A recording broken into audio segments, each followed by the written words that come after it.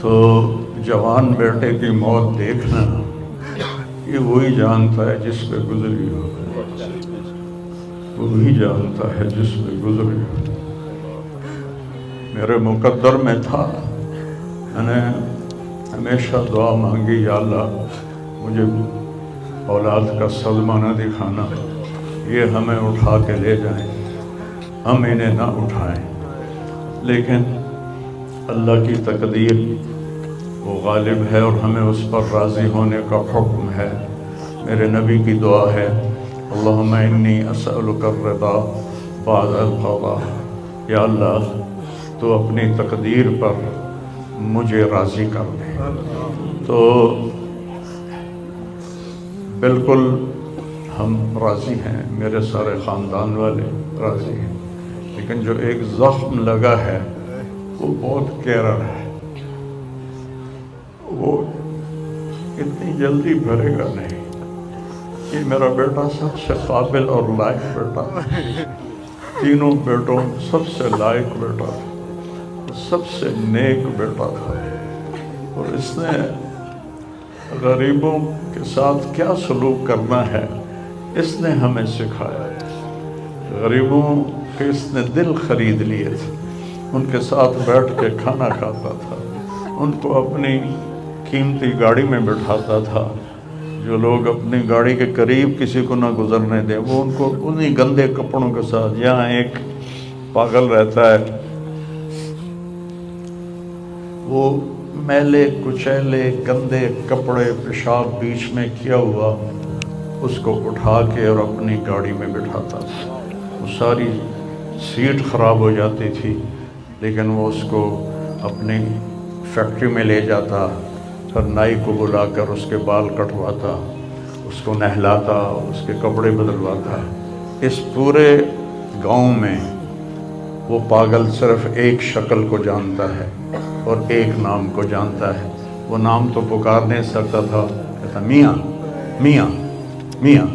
یہ صرف ایک اس عاصم جمیل کو وہ جانتا ہے، جو آج ہم سے رخصت ہو گیا، اور یہاں ہم بے بس ہیں اور اللہ کی تقدیر پر ہم راضی ہیں۔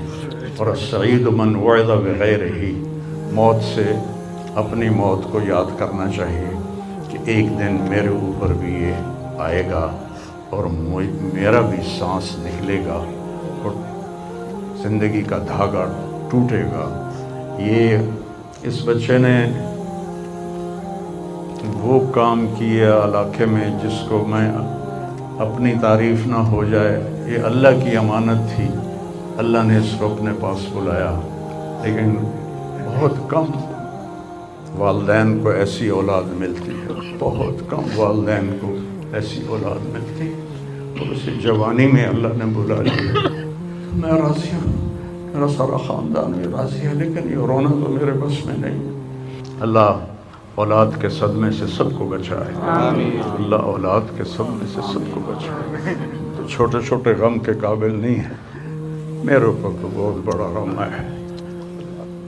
میں اللہ کا شکر گزار ہوں، اور یہ سارا مجمع دیکھ کے مجھے حوصلہ ہو گیا ہے کہ میرا بیٹا واقعی بہت نیک تھا، جس کے لیے اتنا مجمع اس کے لیے دعا کرنے آیا ہے۔ 40 آدمی جنازے میں ہوں اور میت کے لیے دعا کریں تو میرے نبی نے فرمایا اس کی بخشش ہو جاتی ہے۔ تو یہ تو ماشاءاللہ ہزاروں گنتی سے بھی باہر مجمع کھڑا ہوا ہے۔ میں آپ سب کا شکر گزار ہوں، اور میرے بھائی اس دن کی تیاری کر کے مرنا چاہیے۔ اگر اللہ راضی ہے تو اللہ کی قسم موت سے خوبصورت کوئی پیغام نہیں، موت سے خوبصورت کوئی پیغام نہیں، اور اگر اللہ ناراض ہے تو موت سے خوفناک کوئی پیغام نہیں ہے۔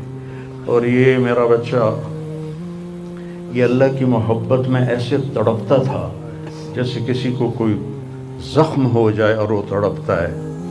اور ہم اللہ کو جانتے ہیں، مانتے ہیں، ہمارے احساس میں اللہ کا تعلق شامل نہیں، ہم عقلی طور پر مانتے ہیں۔ میری 52 سال زندگی اللہ کے راستے میں نیک لوگ، اولیاء کرام، علماء کرام کے ساتھ گزری۔ میں باپ ہونے کی وجہ سے نہیں کہہ رہا، میں آپ کو یقین سے کہہ رہا ہوں، جیسی تڑپ اس بچے میں اللہ کی محبت کی تھی میں نے کبھی نہیں دیکھی. یہ 2-2 گھنٹے مجھ سے بات کرتا تھا اور میں ایسے بیٹھ کے سنتا رہتا تھا.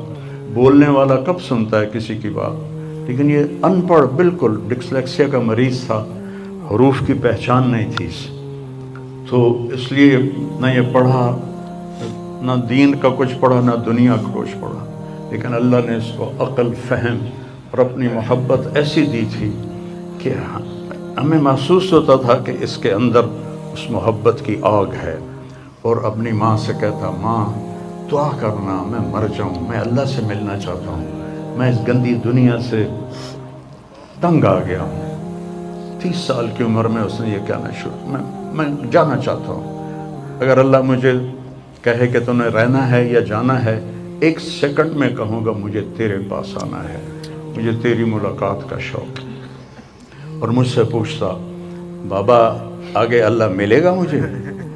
میں نے اس سے بڑی باتیں کرنی ہیں, مجھ سے ملے گا؟ میں نے کہا انشاءاللہ آج تم ملو گے اپنے اللہ سے, ضرور ملو گے. تیری تمنا رہتی تھی میں اللہ سے ملوں. میں نے اپنی زندگی میں صرف ایک آدمی دیکھا ہے, یہ بچہ جس کے احساسات میں اللہ کی محبت تھی. احساسات جیسے ہمارے درد ہمارے احساس میں بھی جب شامل ہوتا ہے پھر ہم ہائے ہائے کرتے ہیں, اور جب تک شامل نہیں ہوتا تو ہم چلتے رہتے ہیں. اس بچے کو اللہ نے اپنی قدرت سے یہ تعلق اور محبت عطا فرمائی تھی. اور بس میں اور کیا تعریف کروں, میرا تو سینہ ویسے ہی زخمی ہے. یہ بہت عالی شان بچہ اللہ نے مجھے دیا تھا. میں اللہ کی تقدیر پہ راضی, اسی کا تھا, اس نے لے لیا. بھائیو, موت سے پہلے مرنے کی تیاری کر لو, آپس کی لڑائیاں چھوڑ دو, آپس کے جھگڑے چھوڑ دو, آپس کی نفرتیں چھوڑ دو. مرنے والے سے پوچھو کہ نفرت کا کیا فائدہ ہے, جھگڑوں کا کیا فائدہ ہے. معاف کرنا سیکھو, معافی مانگنا سیکھو, معاف کرنا سیکھو, معافی مانگنا سیکھو.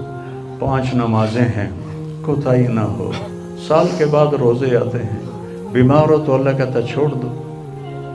حج اور زکوٰۃ پیسے والوں پر ہے. تو ٹوٹل ایمان کے بعد 2 باتیں ہیں, ایک نماز ہے اور ایک روزہ ہے. اور اس کے بعد ایک حدیث میں سنا کر ہم جنازہ پڑھتے ہیں. میرے نبی نے فرمایا 4 باتیں سیکھ لو مجھ سے. 4, اب 5ویں بھی نہیں, 5ویں نہیں, 4 انگوٹھا کر کے کہ 4 باتیں مجھ سے سیکھ لو تو پھر دنیا بھی تمہاری ہے, آخرت بھی تمہاری. صدق و حدیث, ہمیشہ سچ بولنا, ہمیشہ سچ بولنا. آج نیت کرتے ہو؟ انشاءاللہ.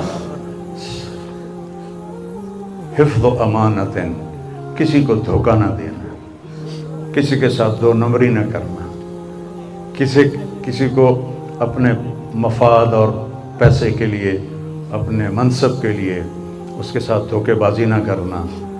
تیسری بات, حسن و خلیقت, اپنے اخلاق اچھے رکھنا. گالی, غیبت, الزام تراشیاں, جھگڑے, یہ چھوڑ کے اچھے اخلاق والے بن جاؤ. اور چوتھی بات فرمایا عفت فی طعمت, رزق حلال کماؤ. اب سارے مجمع سے میری اپیل ہے, آج کے بعد نماز پکی کرنی ہے اور سچ بولنا ہے اور کسی کو دھوکہ نہیں دینا اور اپنے اخلاق اچھے کرنے ہیں.